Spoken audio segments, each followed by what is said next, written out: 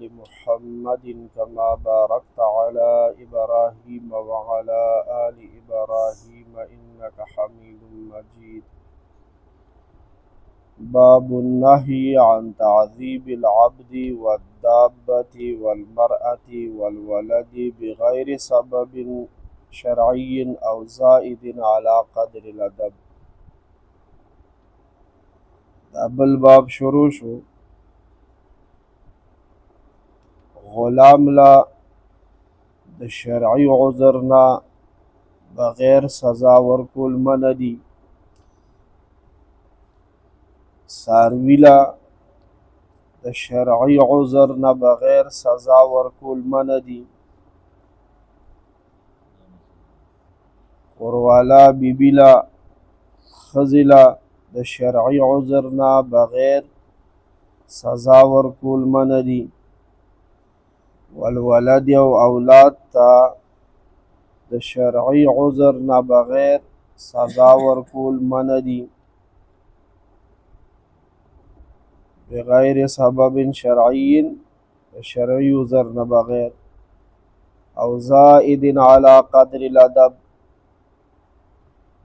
یا غلام لا څاروي لا بیبي لا اولاد لا د ادب نه زیات سزا ورکول دا هم منع دي. مخلوق سره د ښایسته سلوک کولو حکم مونږ ته خپل دین کړی دی. الله پاک راته کړی دی شریعت. قرآن شریف سورت نساء 36 نمبر آیت کریمه دی. قال الله تعالی، الله تعالی فرمایلی دی.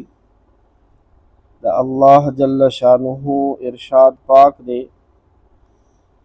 اعوذ بالله من الشیطان الرجیم وبالوالدین احسانا وبذی القربى والیتامی والمساکین. د والدینو سره د مور پلار سره ښه سلوک وکئ. وبذی القربى او د رشتہ دارانو سره ښه سلوک وکئ. والیتامی او د بې پلاره ماشومانو سره ښه سلوک وکئ. والمساکین او د مسکینانو غریبانانو سره ښه سلوک وکئ. والجار ذی القربى او رشتہ دار ګاونډي سره ښه سلوک وکئ. والجار الجنوب او پردي ګاونډي سره ښه سلوک وکئ. ګاونډیان په دوه قسمه دي، یو مې ګاونډیم دی او بل مې رشتہ دار هم دی. او بل هغه ګاونډي دی چې ګاونډ کې مې دی خو رشته مې ورسره نشته، رشتہ دار مې نه دی. د دواړو الله ویلي دي ښه سلوک کوئ. والصاحب بالجنب او د اړخ د ملګري سره ښه سلوک کوئ، د اړخ د ملګري سره. وابن السبیل او د مسافر سره ښه سلوک کوئ، لارې والا سره، د لارې لاروي مسافر سره ښه سلوک کوئ.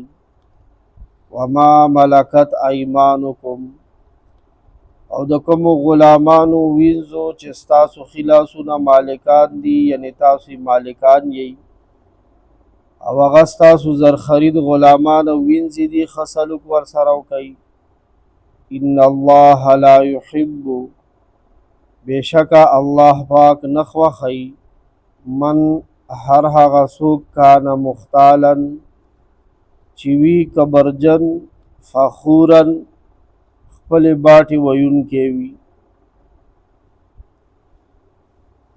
د آیت کریمه خلاصه دا ده چې په دې آیت کې یو څو خلکو سره د ښې معاملې کولو حکم شوی دی، لکه مور پلار.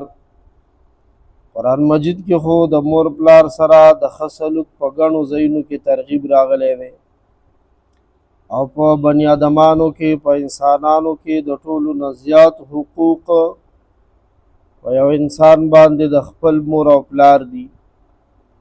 بیا دغه شان رشتہ دارانو سره صله رحمي کول، رشته پالل، یتیمانانو سره همدردي کول، مسکینانو سره امداد او د همدردۍ حکم جاری شوی دی. آیت کې صاحب بالجنب رالو و صاحب بالجنب او د اړخ د مرګري سره ښه سلوک وکړئ. د دې نه مراد د سفر ملګری دی. په یو ګاډي کې، په یو سورلۍ کې، په یو سیټ باندې دوه کسان ناست دي، جوخ دا د اړخ ملګری دی.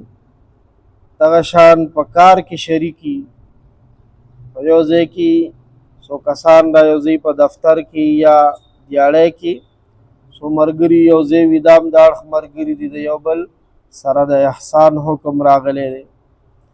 دغه شان که په یو ځای کې علم یو ځای حاصلوي، طالب علمانی دغه شان څه کار کسب زده کوي، کار کسب کوي، کاروباري سلسله کې کم خلک خپلو کې ملګري، دا ټول پکې داخل دي. دې سره د ښه سلوک حکم دی. یا دا مونږ او تاسو د درس کې ناست یو، نو دا هر ملګري ښي طرف ته او ګس طرف ته چې کوم ملګري ناست دي، که بهر د دوی هر څه نسبتونه دي، خو دلته د خوا ملګری دی او د خوا د ملګري سره د احسان او د ښه سلوک حکم راغلی دی.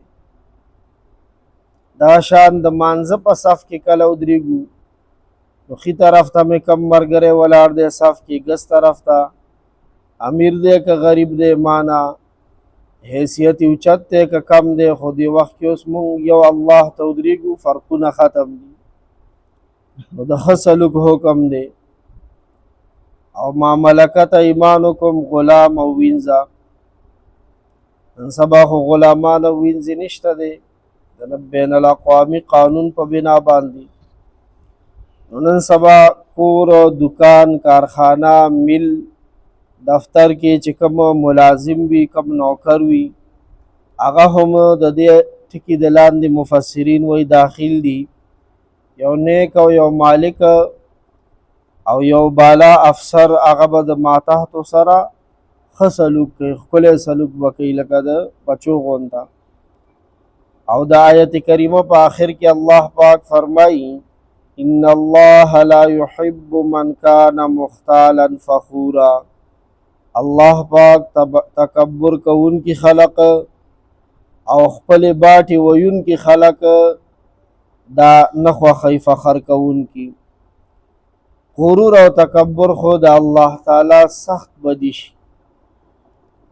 یو روایت کې راغلی دی د چا پزړه کې چې د اوری د دانې برابر، شړشم د دانې نه لګه نری دانې اورې، د اوری د دانې برابر د چا پړه کې کبري، وی جنت ته به نه داخلیږي، والعیاذ بالله.